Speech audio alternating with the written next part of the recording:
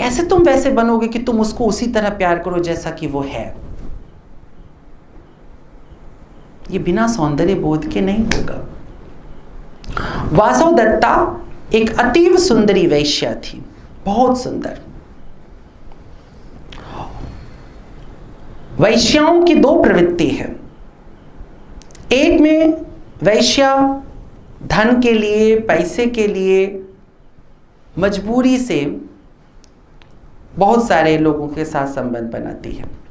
मैं जब यहाँ वैश्या बोल रहा हूं तो साथ साथ मैं पुरुष की बात भी कर रहा हूं, ठीक है ना।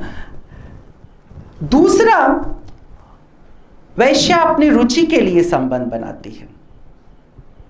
वासवदत्ता नगर वधू थी, बहुत बड़ी धनाढ्य नगर वधू थी, उसको पैसे की कोई कमी नहीं थी।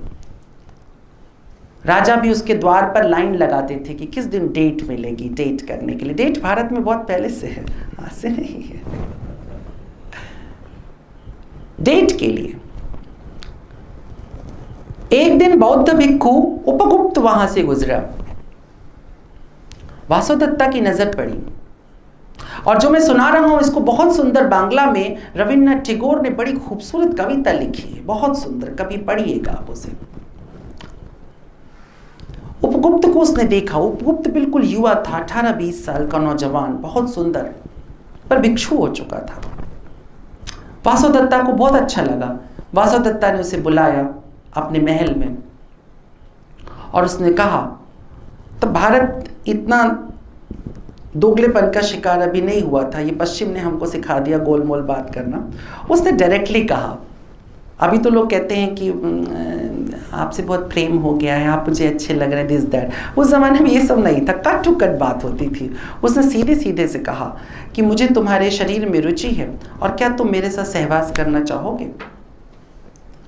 और वासवदत्ता अतीव सुंदरी थी, ऐसा हो ही नहीं सकता है कि वो आपसे कह रही है और आप मना करें, ये बहुत मुश्किल था।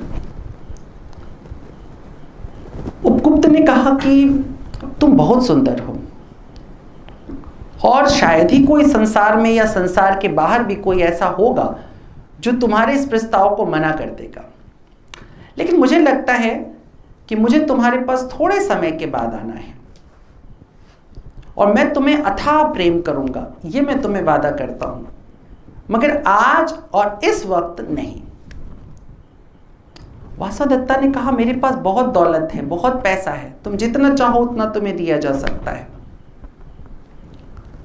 तुम मेरे साथ आनंद करो, और ये जवानी लौट करके नहीं आएगी, जाके रात सुहानी नहीं आने वाली, आरजुओं से जवानी नहीं आने वाली, आ भी जाए तो मेरी जान लहू में फिर से, ऐसी गर्मी ये रवानी नहीं आने वाली। वासवदत्ता ने कहा, ये लौटेगा नहीं, ये यौवन गया तो गया। उपगुप्त ने कहा कि कोई बात नहीं, लेकिन मैं लौटूंगा, ये तुमसे वादा मैं करता हूं, और उस वक्त लौटूंगा जब तुम्हारा प्रेम प्रगाढ़ हो जाएगा और मेरा भी प्रेम प्रगाढ़ हो जाएगा। मैं अभी इस योग्य नहीं अपने को समझ रहा हूं कि मैं तुम्हें प्रेम कर पाऊं, तुम बहुत बड़ी हो। वासवदत्ता ने कहा, क्या मैं वैश्या हूं इसलिए? उसने कहा, ना, तुम अतीव सुंदरी हो, इसमें वैश्या और ना वैश्या होने का। और वैसे भी आपको मैंने पहले एक बार भी कहा था कि बुद्ध के लिए वैश्या सबसे बड़ा चरित्र है। उपगुप्त चला गया। वासवदत्ता थोड़ी खींची, थोड़े शीशे विशे तोड़े होंगे उसने 2-4-10। उसके बाद फिर वो उसकी दुनिया शुरू हो गई, खत्म हो गई। बहुत काल बीत गया।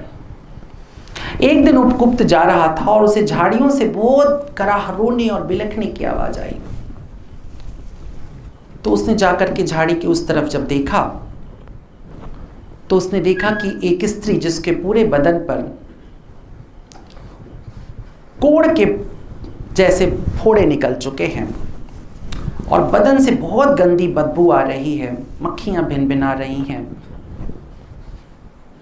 और गिरी पड़ी है वहां पर। वो उसके पास पहुंचता है और उसको जब स्पर्श करने जाता है तो कहती, मुझे मत छुओ, मुझे बहुत घिनौना यौन रोग हो गया है और मुझे स्पर्श करने से तुम्हें ये छूत का रोग लग जाएगा। उपगुप्त ने कहा कि तुमने मुझे पहचाना नहीं, मैं आज से कई वर्ष पहले तुम्हें मिला था और तुम्हारे प्रेम का प्रस्ताव में छोड़ करके आया था। आज वो समय है जब मैं तुम्हें प्रेम करूंगा। तो उसने कहा मैंने तुम्हें नहीं पहचाना। उसने कहा मैं उपगुप्त हूँ और तुम वासुदत्ता हो। वासुदत्ता ने कहा कि अरे अब तुम मेरे पास क्या लोगे, ये बदन तो सड़गल गया, वो सारे मेरे जितने प्रेमी थे, रसिक थे, सब मुझे छोड़ करके चले गए, मुझे गांव से भी बाहर फेंक दिया गया है, कोई मेरे पास अब नहीं आता है, मैं आज नहीं तो कल मर जाने वाली हूँ, अब तुम्हारा मेरे शरीर में क्या रुझान है। उपगुप्त ने कहा अभी तो तुम्हारे शरीर में मेरा रुझान है, अगर मेरा कोई प्रेम है तो वह इसी वक्त तुम्हारे काम आने वाला है, और वासुदत्ता मैं तुमसे बहुत प्रेम करता हूँ। उसने वासुदत्ता को गोद में उठाया और लेकर के वो अपने आश्रम में गया, और उसने लगातार कई महीनों तक, वर्षों तक उसकी सेवा की, बहुत सेवा की, और अंत में वासुदत्ता वापस बिल्कुल स्वस्थ हो गई, उसके शरीर के सारे रोग चले गए, बहुत सुंदर वापस से वासुदत्ता लौट आई अपने शरीर में। उसने उपगुप्त से कहा कि मैंने अपने जीवन में जिस तरीके से प्रेम को देखा था, तुमने उससे अलग प्रेम किया है, अब मैं स्वस्थ हो गई हूं, क्या तुम मुझसे विवाह करना चाहोगे। उपगुप्त ने कहा कि तुमने फिर मुझे बहुत अच्छा प्रस्ताव दिया है, तुम्हारे साथ विवाह करने से अच्छा और कुछ भी नहीं हो सकता, क्योंकि मैं तुम्हें अथाह प्रेम करता हूं और तुम भी मुझे बहुत प्रेम करती हो। लेकिन यह बताओ कि क्या हमारा यह प्रेम विवाह से थोड़ा और ऊपर नहीं जा सकता है। तो उसने कहा कि ऐसा क्या है जो विवाह से ऊपर हो सके। उसने कहा क्या हम और तुम दोनों एक ही धम्म पर नहीं चल सकते हैं, जो तुमने मुझसे पाया है वो तुम संसार को वापस दे सकती हो। और क्या पाया है तुमने मुझसे। तो उसने कहा करुणा। वासना अपने सबसे अधिक सुंदर फॉर्म में जब पहुंचती है तो करुणा बन जाती है। करुणा जब सिकुड़ी हुई चलती है तो वासना रहती है। वासना घृणा करने की चीज नहीं है, ना करुणा बहुत गर्व करने की चीज है। एक जर्नी है, एक रास्ता है, एक सफर है, ये चलेगा। उपगुप्त में कितना गहरा सौंदर्य बोध था, जरा सोचो कि उस सड़ी हुई स्त्री को देखते हुए उपगुप्त कहता है कि मुझे तुम्हारा प्रेम याद है, तुमने मुझे प्रस्ताव दिया था और आज तुम्हें प्रेम की आवश्यकता है। और साथ ही साथ उपगुप्त को यह भी पता था कि उसका यह प्रेम वासुदत्ता को वापस स्वस्थ और सुंदर कर देगा। सौंदर्य बोध, एस्थेटिक, पश्चिम में प्लेटो से शुरू करता है, प्लेटो उस पर बात करता है, एरिस्टोटल उस पर बात करता है, बाद में कांट उस पर बहुत बात करता है, और कांट को लगभग एक तरह से आइकॉन मान लिया जाता है, वो बेस लाइन हो जाता है पश्चिम में एस्थेटिक्स का।